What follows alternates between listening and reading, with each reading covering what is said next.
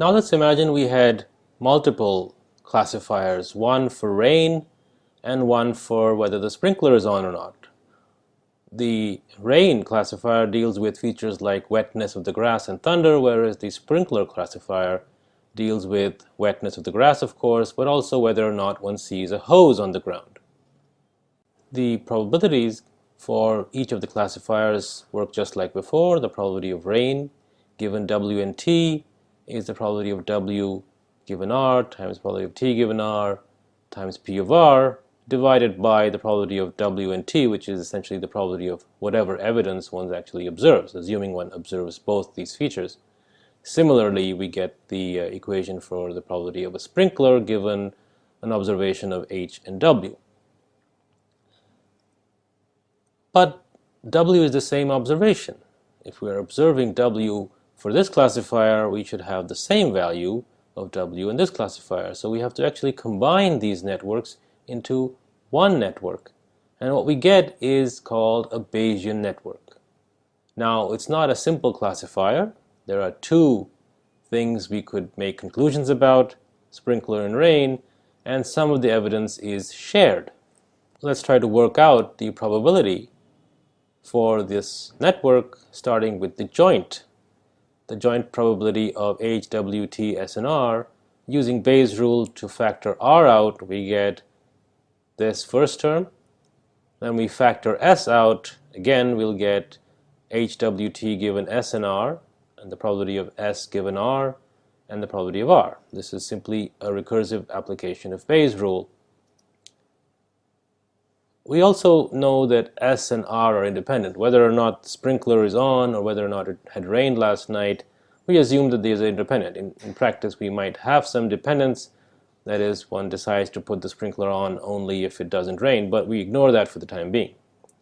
We also assume, as before, that the observations H, W, and T are independent given S and R. And this lets us factor this further as probability of H given S and R times the probability of W given S and R times probability of T given S and R, and because of independence of S and R, we get probability of S times probability of R. Now, this part is tricky. H and R are also independent because the probability of a hose lying on the ground doesn't depend on whether it's rained. The probability of thunder occurring certainly doesn't depend on whether the sprinkler has been put on. So these two terms can be replaced by the probability of H given S and the probability of T given R. As a general rule in a Bayesian network, and this is all you really need to understand or remember, all you need to deal with are the conditional probabilities of nodes given their parents. So we have H given S, T given R, and W given S and R because it has two parents. S and R don't have any parents, so they sit on their own as prior probabilities. So this basic Bayesian network equation gives us the joint probability. From this, one can compute whatever one actually requires, simply using SQL by applying evidence, joining, and aggregating. Let's do a couple of examples. For example, we will ignore the hose and thunder and just deal with wetness, but now there are two possible causes for wetness: sprinkler being on and the rain being on. This is exactly what we started with, the confusing situation that classical logic had trouble dealing with, and let's see how probabilistic logic using a Bayesian network does better, perhaps. We have the conditional probability of W given S and R. Note that this is not the joint probability, so for any particular combination of S and R, these two rows for different values of W have to add up to 1, so 0.9 and 0.1, 0.7 and 0.3, 0.8, 0.2, etc. We also have the priors of probability that it rains in general and the probability the sprinkler is on in general based on history. Let's write our joint distribution now. Probability of R, S, and W as probability of S and R given W times probability of W, and alternatively as probability of W given S and R times probability of S times probability of R, because we know that these two are independent.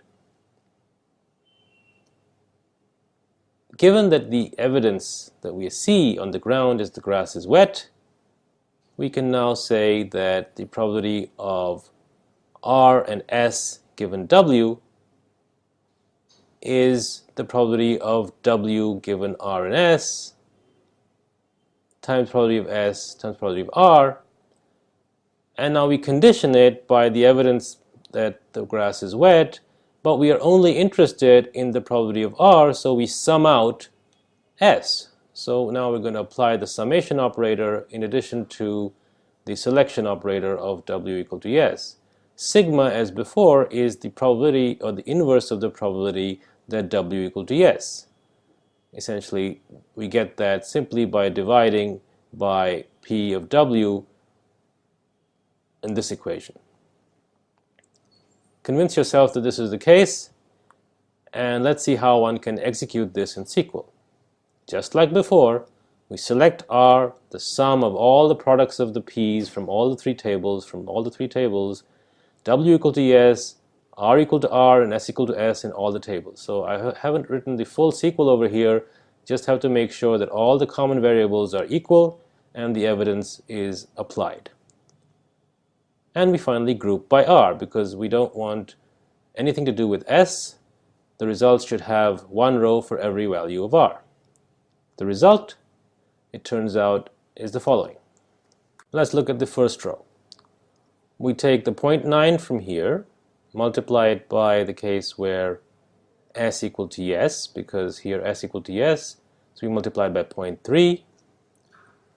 There's another situation where S equal to no, where we also have rain equal to yes and W equal to yes, so that's 0.8, and that's multiplied by 0.7. Both of these are cases where rain equal to yes, so they're multiplied by 0.2 from this table, and we get 0.166. Similarly, in the case where rain equal to no, S equal to yes and W equal to yes, of course, 0.7 times 0.3, then we have 0.1 from this row, and S equal to no, so it's multiplied by 0.7, and of course both are the case where rain equal to no, so we multiply by 0.8. We get 0.224.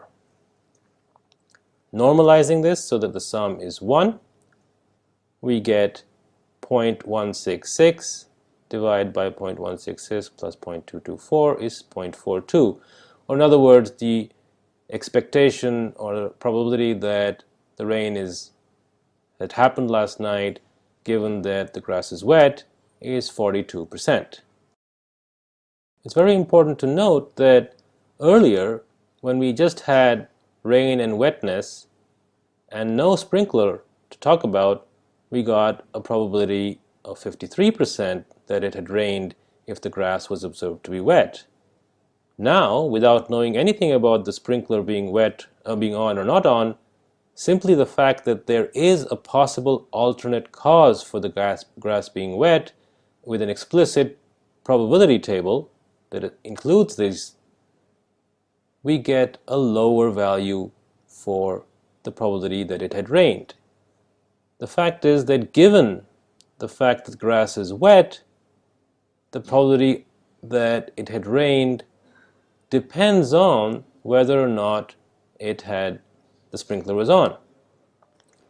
Even if we don't observe S, the fact that there's an alternate cause does change the probability from the situation where this node didn't even occur.